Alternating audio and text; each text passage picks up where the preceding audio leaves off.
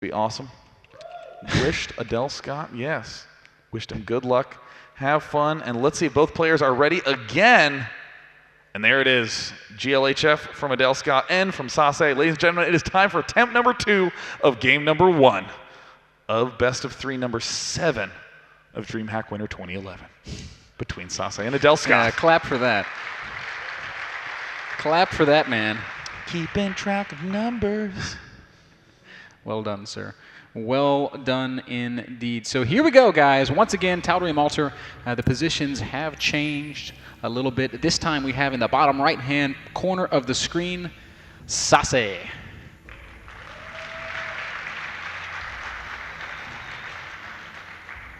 And sneaking his way to the top right corner of the map this game, it is the skillful macro Frenchman, Adelscott.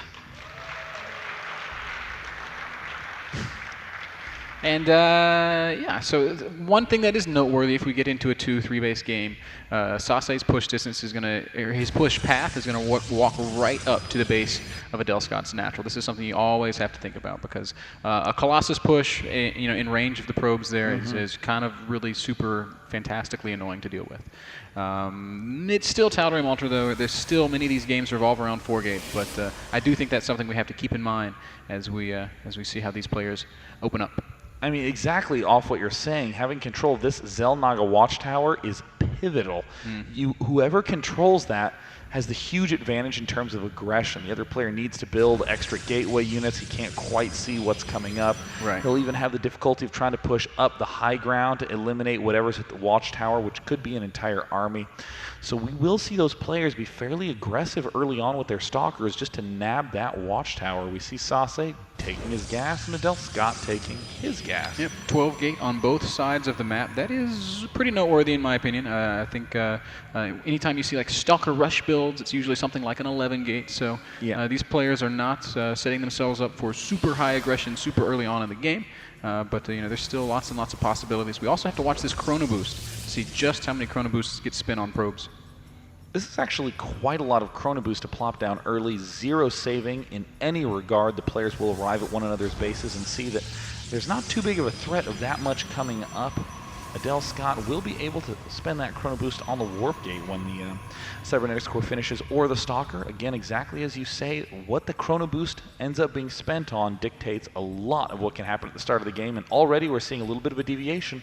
Adelscott is building that first zealot.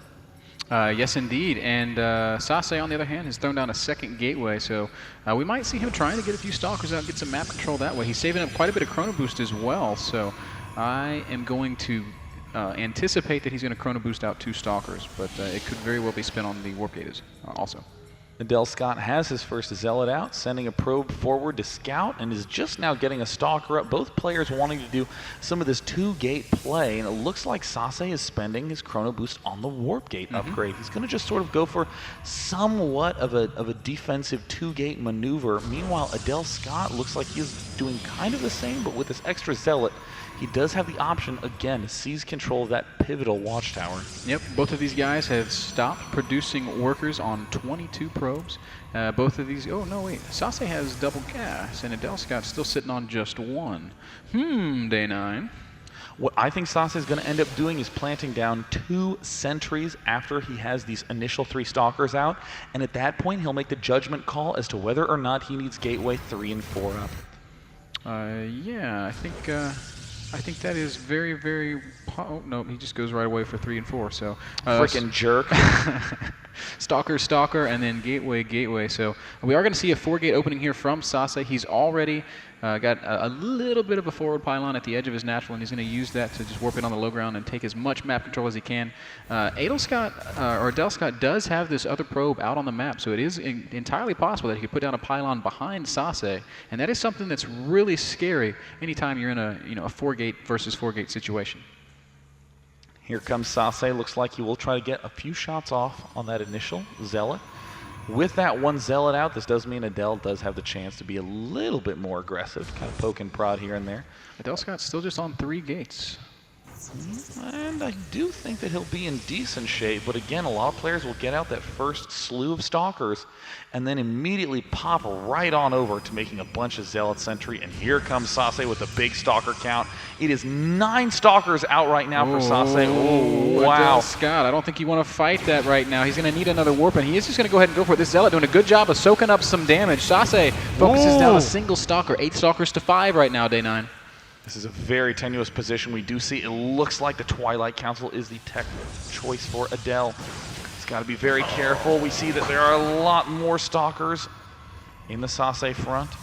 Yeah, I think Sase is just getting the better of the control here. There's a big Zealot warp in now, and it's going to become very tough for Adelscott to micro against that. Sase going to come forward one time, and man, Adelscott's got nice positioning, but these Zealots are going to make it a little bit tougher for him to gauge. Here comes the big bust play now by Sase. He's trying to break in the front door. Looks like it is a shoot and a run micro by Adelscott, trying to pick off as many Zealots as he can. He may very well have to start bringing some probes out into the fray, and we're starting to see the Stalker count just evaporate. Sase doing an incredible job just cleaning this up. The delay 4-gate, the ability for him to get so many additional Stalkers. Adelscott can't even figure out the proper positioning with so few units on his side. Yes, and how many times have we seen PvP go this way? Big reinforcement of Stalkers here as Sase pours in one last time, probably to end it up in there's Adelscott. a good game. Realizing it. Good game, well played from the French pro